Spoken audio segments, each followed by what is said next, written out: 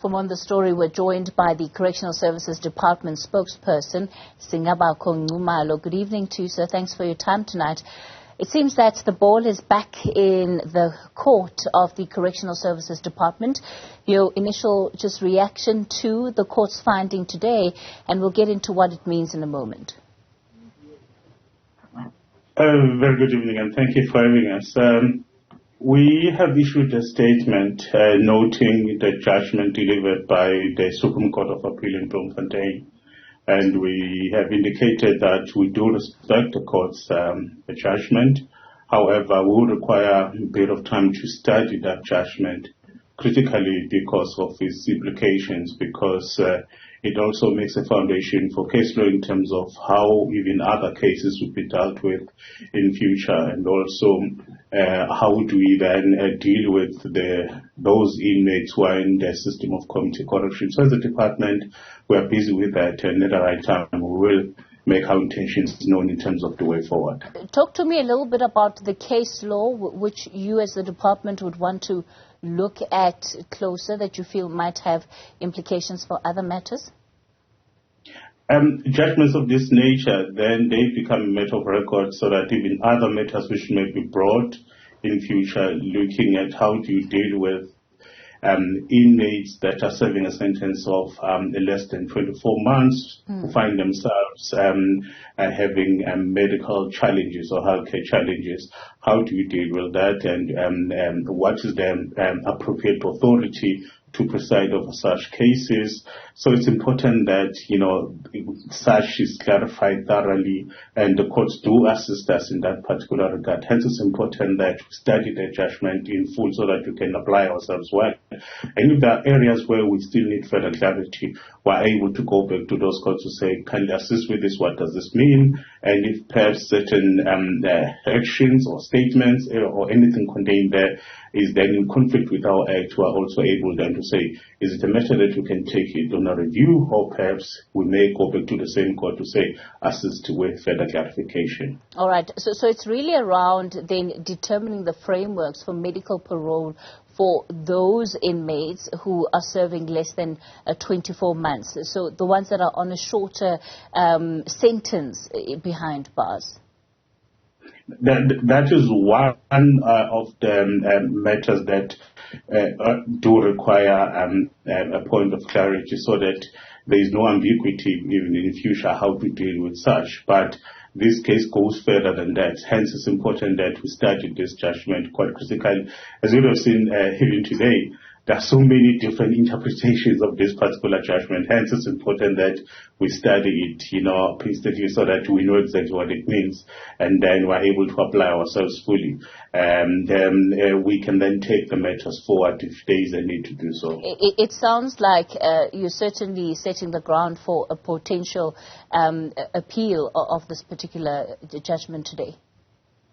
We are unable to predict what is likely to happen up until we get our lawyers presenting an opinion to us to say, this is what this judgment is all about. I think that's just explaining it in simple language. You'll appreciate that, judgments are full of legal jargon. It makes it so difficult for some of us to fully understand what do they even mean until, someone is able to break it down to a level that I think just ordinary citizens, will fully appreciate them. We've seen that playing itself today, where there's just too many interpretations. So it's important that as a department, we don't act hastily, we study it, and once we are quite certain in terms of what it means, we can then pronounce on the way forward. Is it a matter of saying, we do agree with the court, just implement the judgment, or to say perhaps there are areas that require further clarity, or if there are matters that say perhaps they may require another look by other people. We'll also appreciate that there are also other parties with interest. So it's important that you do a thorough job before you act. It doesn't sound like you have much room in as far as whether or not you agree with what the court has found here, because it says that the former president effectively has to be returned to custody, and this is the custody of the Correctional Services Department. Yes, the department may still need to work out whether the term served under medical parole must be part of his overall prison sentence, but it doesn't sound like you have much of a choice when it comes to, the fact that he has to go back to Escort and serve his sentence, no? I wouldn't rush to make such a conclusion. Hence, we are appealing to say, let us be given time to study this judgment. But why not? Why not, Singabakho? Because, that part of the judgment seems to be very clear. It's important that you study the judgment in its entirety and then act based on what you've studied and understood and what is in the best interest of the law. But until such a time where the department is actually officially either appealing this matter to the Constitutional Court, then this current court order stands. So what happens between now and when you make a decision about what you're going to do? Because if you are going to appeal, you have about a month to make that decision, if I'm not mistaken. But what happens then in the next month? And I've not indicated any intentions of us appealing. What I've said is that let us be given space and time to study this judgment.